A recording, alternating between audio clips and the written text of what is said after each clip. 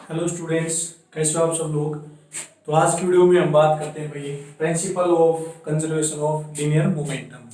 अब linear momentum आप सभी ने पढ़ रखा है कि लीनियर मोमेंटम हमारे पास क्या होता है। अगर हम लीनियर मोमेंटम की बात करते हैं तो लीनियर मोमेंटम को हम दिखाते हैं भाई पी से। लीनियर मोमेंटम पी से हमने डिनोट किया था और ये किसके इक्वल होता है, मास इनटू वेलोसिटी, इसके इक्वल आता है। अब हम इसकी क्या करेंगे, कंजर्वेशन की बात करेंगे, कैसे कंजर्व रहती है, क्या क्या हम इसके अंदर अप्लाई करेंगे। तो देखो, अगर कंजर्व की बात आती है तो इसका मतलब क्या आता है, हम एक आइसोलेटेड सिस्टम लेते हैं और उस आइसोलेटेड सिस्टम की जो टोटल लीनियर मोमेंटम होती है उसको हम क्या बताते हैं भाई, अनचेंज बता देते हैं। यानी कि हम यहां से बोल सकते हैं the total linear momentum, the total linear momentum of an isolated system, of an isolated system is remain unchanged, is remain unchanged। और कोई भी जो चीज जिसकी वैल्यू अनचेंज होती है उसको हम क्या बोल सकते हैं भाई, कंजर्व्ड क्वांटिटी हम उसको बोल सकते हैं। ठीक है, इसका मतलब क्या होता है, जैसे आइसोलेटेड सिस्टम क्या होता है भाई, जैसे आइसोलेटेड सिस्टम हम बोल देते हैं, जैसे मैंने मान लिया कि ये रूम हमने एज्यूम कर लिया, ये रूम है, इसके अंदर बहुत सारे पार्टिकल है भाई, यहाँ पर ऐसे, यह हमने इसके अंदर क्या दिखा दिया, पार्टिकल्स दिखा दिए। अब ये रूम क्या है, पूरी तरह से क्लोज है, तो बाहर का जो एनवायरनमेंट है वो इस रूम के अंदर जितने भी पार्टिकल उसको क्या करेगा, इफेक्ट नहीं करेगा। ठीक है, बाहर चाहे कुछ भी है भाई, बारिश हो बाहर या फिर आंधी तूफान कुछ भी आए, तो उसके अंदर क्या होगा, इन पार्टिकल्स के ऊपर उसका कोई इफेक्ट नहीं होगा, क्योंकि क्या क्लोजली बाउंड है चारों तरफ से। तो इसको हम आइसोलेटेड सिस्टम बोल सकते हैं। तो इस सिस्टम में अगर कोई पार्टिकल इस तरफ मूव कर रहा है तो कोई पार्टिकल इस तरफ भी मूव कर रहा है, यानी कि रैंडमली मोशन में क्या करेंगे, ये ओरिएंटेड करेंगे, यानी इस तरह से ये जाएंगे। तो ये सभी क्या करेंगे, इनकी चलने की कोई एक पर्टिकुलर डायरेक्शन नहीं है। तो ये जो पार्टिकल है अगर हम इनकी मोशन दिखाएंगे तो इनकी मोशन हम किसी भी डायरेक्शन के अंदर डिफाइन नहीं कर सकते, क्योंकि सारे क्या जा रहे हैं भाई, रैंडमली मोशन के अंदर ये जा रहे हैं। तो एक पर्टिकुलर डायरेक्शन के अंदर इनकी लीनियर मोमेंटम नहीं आएगी। तो जो टोटल लीनियर मोमेंटम होगी, जो चेंज होगा लीनियर मोमेंटम के अंदर, क्या हो जाएगा, जीरो, यानी वो क्या रहेगा, अनचेंज रहेगा हमारा। तो यही होता है कंजर्वेशन ऑफ लीनियर मोमेंटम के अंदर, the total linear momentum of an isolated system is remain unchanged. Isolated system क्या होता है, एक ऐसा system which is not affected by external quantity, यानी एक्सटर्नल जो भी चीजें होती हैं फिर जो भी क्वांटिटी होती है एक्सटर्नल, उनकी वजह से उसकी वैल्यू चेंज नहीं होगी, उसको हम बोल देते हैं आइसोलेटेड सिस्टम। अब देखो, इसके अंदर अगर हम मान लेते हैं कि इसका जो कंजर्वेशन लॉ होगा उसको हम कैसे दिखा सकते हैं भाई, तो देखो इसके लिए हम क्या करेंगे, डेफिनेशन आपने लिख ली होगी कंजर्वेशन ऑफ लीनियर मोमेंटम की। अगर हम इसके अंदर बात करते हैं कि अगर एक आइसोलेटेड सिस्टम हम एज्यूम कर लेते हैं, हमने ये आइसोलेटेड सिस्टम क्या कर लिया, एज्यूम कर लिया, इसके अंदर हमने दो पार्टिकल मान लिए, ए पार्टिकल और क्या मान लिए, बी पार्टिकल। ठीक है, दोनों क्या करते हैं, एक दूसरे के साथ कोलाइड कर जाते हैं।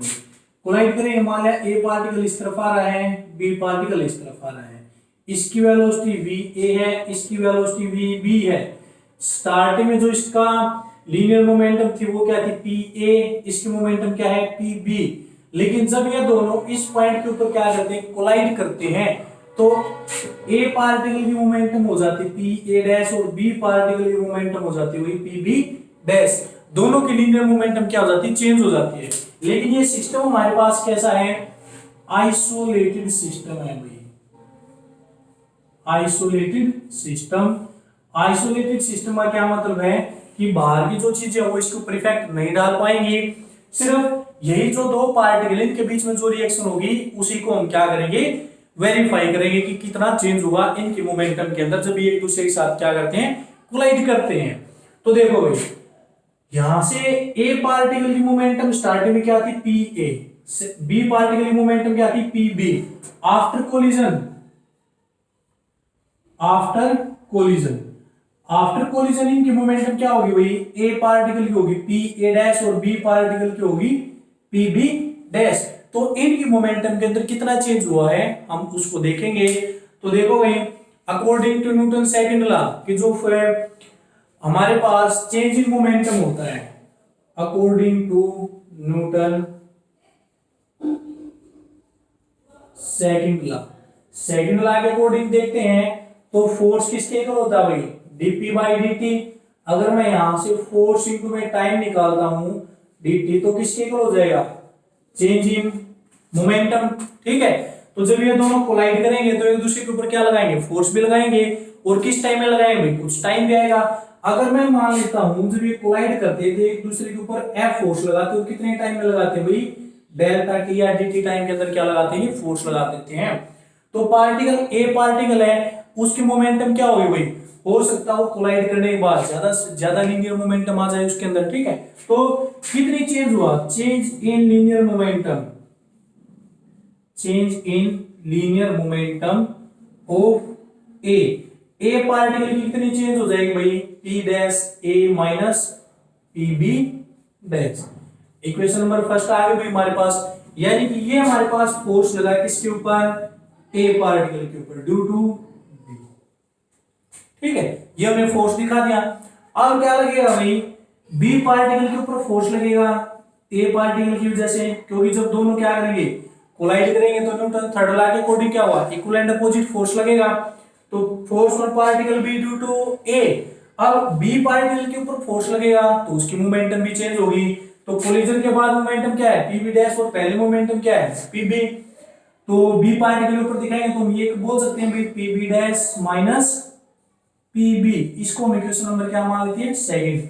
हमें अब तक ये नहीं पता है कि कोलिजन होने के बाद उसकी मोमेंटम कम हो रही है ज्यादा हो रही है, तो हम किसी में से किसी को क्या कर सकते हैं भाई, सब्ट्रैक्ट कर सकते हैं। तो हमने कोलिजन की बाद वाली में से पहले वाली को क्या कर दिया, सब्ट्रैक्ट कर दिया भाई।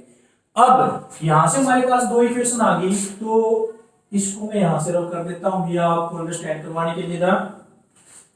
अब न्यूटन थर्ड लॉ के अकॉर्डिंग अगर हमें क्या करवाना होता है, लीनियर मोमेंटम को कंजर्व करवाना है भाई। तो लीनियर मोमेंटम को जब हम क्या करवाएंगे, कंजर्व करवाएंगे, तो न्यूटन थर्ड लॉ के अकॉर्डिंग क्या होता है, action is equal to reaction, यानी कि जो दोनों फोर्स होंगे वो दोनों क्या होंगे, इक्वल एंड अपोजिट। तो यहां से हम लिख सकते हैं कि according to Newton third law, Newton third law, तो जो एफ ए बी होगा भाई वो इक्वल एंड अपोजिट हो जाएगा एफ बी ए के, यानी नेगेटिव का साइन लग जाएगा।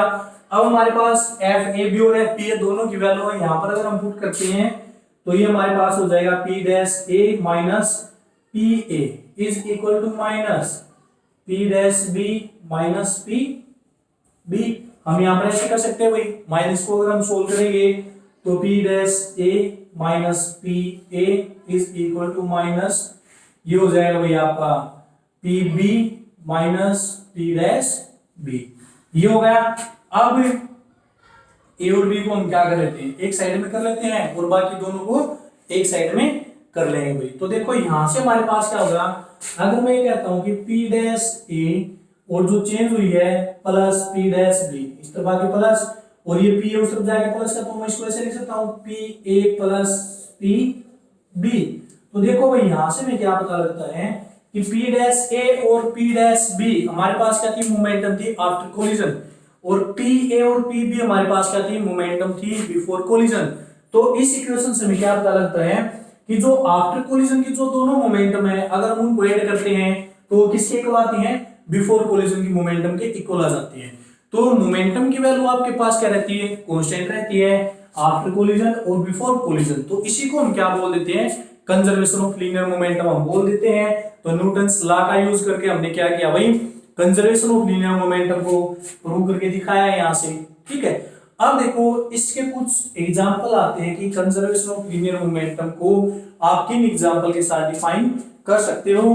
तो इसके अंदर हमारे पास क्या आती है भाई, इसकी एप्लीकेशन आती है कंजर्वेशन ऑफ लीनियर मोमेंटम की। तो यहां तक आप सभी को एक क्लियर हो चुकी होगी ये चीज कि कैसे हमने लीनियर मोमेंटम को कंजर्व करके दिखाया है।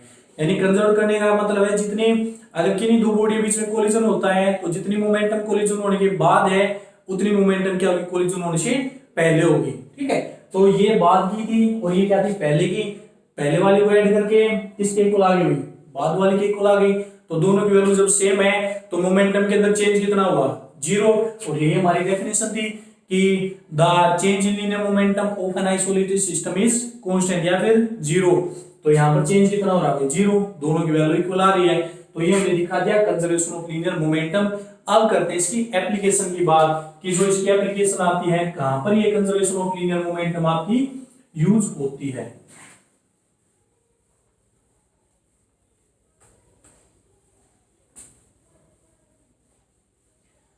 तो देखो भाई इसकी एप्लीकेशन क्या क्या है, डेली लाइफ के अंदर आप इनको देखते हो लेकिन आप इनको भी इग्नोर कर देते हो। तो सबसे पहले हमारे पास क्या आती है, इसकी एप्लीकेशन की अगर हम बात करते हैं, एप्लीकेशन, तो देखो भाई फर्स्ट एप्लीकेशन हमारे पास आती है रिक्वायरिंग ऑफ ए गन, कि जो हमारे पास गन होती है उसको जब हम रिक्वायर करते हैं, वो रिक्वायर होती है तो उसके अंदर लीनियर मोमेंटम कैसे आपकी कंजर्व होती है। तो देखो भाई आपने देखा हुआ शादियों के अंदर कि क्या करते हैं, फायरिंग करते हैं भाई गन के साथ, तो वो क्या करते हैं, या फिर जो बॉर्डर के ऊपर जो हमारी आर्मी होती है वो फायरिंग करती है, तो कैसे फायरिंग करते हैं आपने देखा होगा टीवी में। तो क्या करते हैं, अपने शोल्डर से जो गन होती है उसको टाइटली अटैच कर लेते हैं और फिर उसको क्या करते हैं, फायरिंग करते हैं। या फिर अगर छोटी गन है तो उसको क्या करते हैं, टाइटली होल्ड करते हैं और अपने हाथ को ऐसे पकड़ते हैं, या फिर ऐसे नहीं करते हैं तो इसको बिल्कुल टाइटली होल्ड करते हैं हैंड को अपने को। वो की क्यों करते हैं भाई, क्या वजह होती है उनकी। तो देखो उसके अंदर से जब बुलेट जाती है तो बुलेट क्या होती है, बहुत हाई वेलोसिटी के साथ क्या करती है भाई, निकल के जाती है। तो जितनी वेलोसिटी से वो आगे जाती है तो न्यूटन थर्ड लॉ के अकॉर्डिंग क्या होगा, उस जितनी मोमेंटम उसके आगे हुई उतनी मोमेंटम क्या होगी, पीछे की तरफ भी जाएगी, यानी कंजर्वेशन ऑफ लीनियर मोमेंटम। तो जिस स्पीड से आपकी बुलेट गई है उसी स्पीड से जो आपकी गन है वो भी क्या आएगी, पीछे आएगी। ठीक है, तो जब आपकी गन पीछे आती है तो किस स्पीड से आएगी, जिस स्पीड से आपकी बुलेट आगे की तरफ गई है। तो दोनों क्या हो जाती है, लीनियर मोमेंटम कंजर्व करती है। तो देखो लीनियर, अगर हम रिक्वायरिंग ऑफ गन के अंदर अगर हम उसकी वेलोसिटी निकालते हैं कि किस वेलोसिटी के साथ वो आगे पीछे जाएगी, तो यहां से हमने क्या मान लिया, m1 और v1 क्या मान लिया भाई, mass and velocity of bullet. Bullet की हमने क्या मान ली भाई, मास और वेलोसिटी मान ली। m2 v2 ने क्या मान लिया, mass and velocity of gun, ये हमने गन की मान ली भाई। अब देखो बुलेट आगे की तरफ मूव करेगी तो गन क्या करेगी, पीछे की तरफ मूव। अब कंजर्वेशन ऑफ लीनियर मोमेंटम के अकॉर्डिंग क्या होता है कि जो दोनों की जो सम होता है लीनियर मोमेंटम का वो किसके इक्वल आता है भाई, जीरो के इक्वल। तो देखो अगर मैं मोमेंटम निकालता हूं किसकी, बुलेट की मोमेंटम निकालूंगा तो क्या हो जाएगा, m1 v1। और अगर मैं गन की मोमेंटम निकालता हूं pg क्या हो जाएगा, m2 v2। मोमेंटम का फार्मूला आपको पता है, p = mv, गन के निकाले तो m2 v2, बुलेट के निकाले तो m1 v1। अब कंजर्वेशन ऑफ लीनियर मोमेंटम के अकॉर्डिंग क्या होगा, according to conservation of linear momentum, दोनों की जो लीनियर मोमेंटम होगी वो ऐड होगी, किसके इक्वल आ जाएगी, जीरो के इक्वल आ जाएगी। तो यहां से हम लिख सकते हैं momentum of bullet plus momentum of gun is equal to zero, या फिर हम इक्वल एंड अपोजिट भी बोल सकते हैं। इसको उस तरफ लेके जाएंगे तो वही बात आ जाएगी हमारे पास, आप कैसे भी इसको अंडरस्टैंड कर सकते हो। तो यहां से मोमेंटम ऑफ बुलेट आपकी कितनी आ गई, m1 v1 plus m2 v2 is equal to क्या होगी भाई, जीरो। इसको उस तरफ लेके जाओगे तो m1 v1 is equal to minus m2 v2। तो देखो यहां से हमारे पास क्या आएगा, momentum of bullet is equal to equal and opposite of momentum of gun. तो दोनों हमारे पास ये आएगी। अब इसको जब हम सोल्व करते हैं, अगर मैं v1 की वैल्यू निकालता हूं v1, तो आपके पास क्या वैल्यू हो जाएगी भाई, minus m2 v2 divide by आपके पास क्या हो जाएगा m1। तो ये आपके पास किसकी वेलोसिटी निकल के आ जाती है, बुलेट की वेलोसिटी निकल के आ जाती है कि इस वेलोसिटी के साथ आपकी जो बुलेट है वो क्या करेगी, मूव करके जाएगी भाई। तो देखो यहां से वेलोसिटी और मास दोनों क्या हो रहे हैं, इनवर्सली प्रोपोर्शनल निकल के आ रहे हैं ना हमारे यहां से कि velocity is inversely proportional to mass. तो देखो यहां से हम क्या करते हैं, अगर किसी का मास ज्यादा है तो उसके अंदर वेलोसिटी क्या आएगी, कम।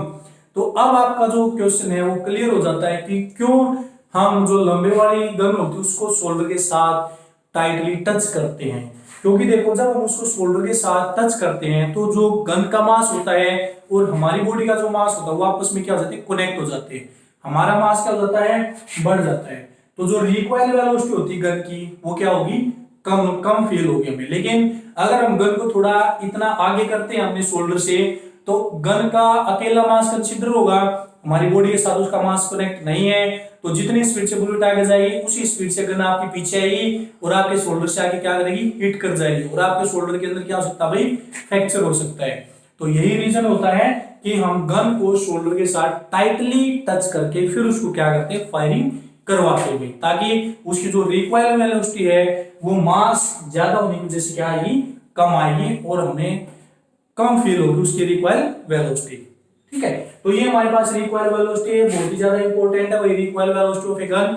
तो आपने ध्यान से करना है, यहां से अगर आप रिकॉइल वेलोसिटी ऑफ गन निकालोगे v2 की वैल्यू, तो आप यहां से v2 कैलकुलेट कर सकते हो, m1 m2 कैसे भी आप कैलकुलेट कर सकते हो।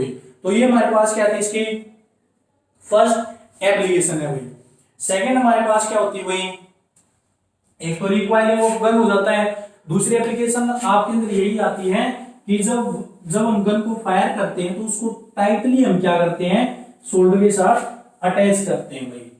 तो रीजन इसका आपको पता लग गया कि क्यों हम इसको अटैच करते हैं, क्योंकि जो वेलोसिटी होती है मास के इनवर्सली प्रोपोर्शनल हो जाती है। फिर हमारे पास क्या होता है कि जो रॉकेट और जो जेट प्लेन्स होते हैं, in rocket and jet planes, rocket और जो आपके जेट प्लेन्स होते हैं जिनको हम स्पेस के अंदर भेज देते हैं भाई, वो कैसे जाते हैं, जैसे आपका रॉकेट इस टाइप से होता है भाई, यहां से ऐसे, इसको हम ऐसे करते हैं, तो जब हम इसको लॉन्च करते हैं तो यहां से क्या होता है भाई, इसके कुछ फ्यूल निकलने का रास्ता होता है। तो जब ये ऊपर लॉन्च किया जाता है तो क्या होती है, जो गैसें होती है ना भाई, वो हाई वेलोसिटी से क्या होती है, हाई स्पीड के साथ इससे बाहर निकलती हैं। तो देखो जिस स्पीड के साथ फ्यूल बाहर निकलेगा तो क्या करता, प्रेशर लगाता है अर्थ के ऊपर। ठीक है, तो जिस स्पीड से वो निकलेगा, अब इसकी लीनियर मोमेंटम बैकवर्ड डायरेक्शन के अंदर क्या हो रही है, चेंज हो रही है। तो उसको कंजर्व करने के लिए जिस स्पीड के साथ आपकी गैसें नीचे की तरफ आ रही है, बाहर निकल रही हैं, उसी स्पीड के साथ ये रॉकेट क्या होता है, ऊपर की तरफ लॉन्च हो जाता है आपका। ठीक है, और जो इसके अंदर फ्यूल भरा जाता है वो इसी इसी बात को ध्यान में रखकर भरा जाता है कि हमें इसको अर्थ के ग्रेविटेशनल फील्ड से बाहर भेजना है, तो हमें इसको कितनी स्पीड देनी होगी। तो ये ऊपर उतनी स्पीड के साथ जाएगा जितनी स्पीड के साथ जो आपकी गैस होती है वो पीछे की डायरेक्शन में बाहर निकलती है, ताकि उनकी जो लीनियर मोमेंटम होती है वो क्या हो जाए, आपकी कंजर्व हो जाए भाई। ठीक है, तो एक हमारे पास ये एग्जांपल है। थर्ड हमारे पास क्या होता है कि जब हम किसी भी, जब आप बोटिंग करने जाते हो, थर्ड हमारे पास होता है when we jump out at the shore from a boat, then the boat goes in backward direction.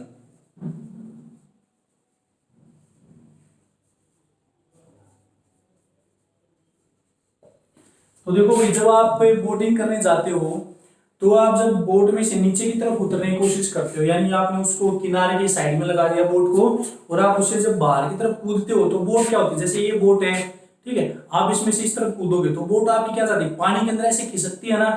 वो क्यों जाती है, क्योंकि वो लीनियर मोमेंटम को कंजर्व देखना चाहती है।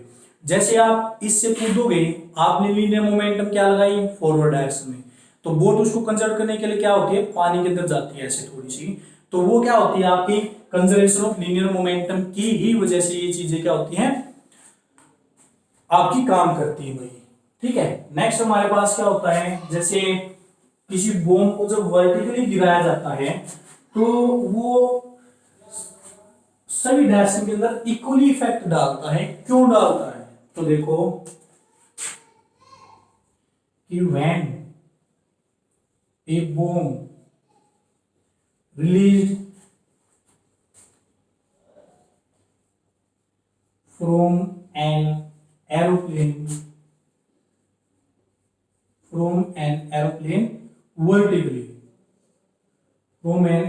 vertically, then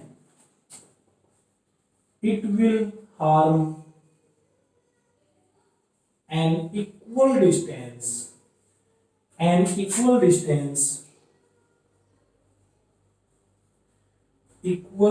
distance around it।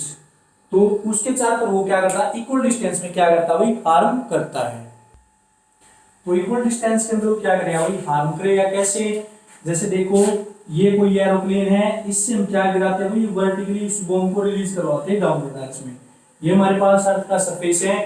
अब देखो वो वर्टिकली आ रहा है भाई वो बॉम्ब, हॉरिजॉन्टल में उसकी वेलोसिटी क्या है, 0। हॉरिजॉन्टल में कोई मोमेंटम नहीं कर रहा, सिर्फ क्या वर्टिकली। जब वो इस तरह से नीचे आके गिरेगा तो उसकी जो लीनियर मोमेंटम है वो क्या होगी, वर्टिकल के अलाउ चेंज होगी। लेकिन जब वो क्या होता है भाई, फटता है, ब्लास्ट होता है, तो हॉरिजॉन्टल डायरेक्शन में मान लीजिए यहाँ पर आके क्या होगा ब्लास्ट, तो हॉरिजॉन्टल डायरेक्शन में दोनों साइड में यानी कि उसके अराउंड यानी 3D में जितने भी उसके चारों तरफ का रीजन होगा वो इक्वली इफेक्ट डालेगा उस एरिया के अंदर। अगर इस तरफ 5 किलोमीटर है तो इस तरफ भी 5 किलोमीटर, यहाँ पर भी 5 किलोमीटर और दूसरी साइड भी 5 किलोमीटर। वो क्यों होता है, क्योंकि देखो हॉरिजॉन्टल के अलोंग उसकी लीनियर मोमेंटम क्या थी, 0। अगर वो एक साइड में इफेक्ट डालता है तो एक साइड में उसकी लीनियर मोमेंटम चेंज होगी, लेकिन कंजर्व तो नहीं होगी ना भाई। कंजर्व कब होगी, जब अपोजिट डायरेक्शन में जाएगी वो लीनियर मोमेंटम। तो वो क्या करता है, अपने जो चारों तरफ का जो एरिया होता है ना, ऐसे इस टाइप से एरिया, उसको क्या करता है, इक्वली इफेक्ट करता है। यानी जितनी इस तरफ लीनियर मोमेंटम चेंज हुई है उतनी क्या होगी इस तरफ, जितनी यहाँ पर होगी उतनी क्या होगी यहाँ पर।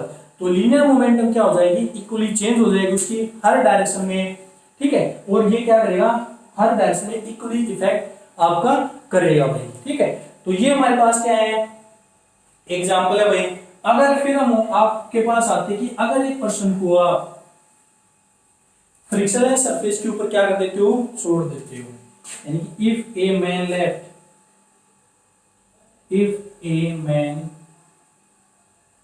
Left on frictionless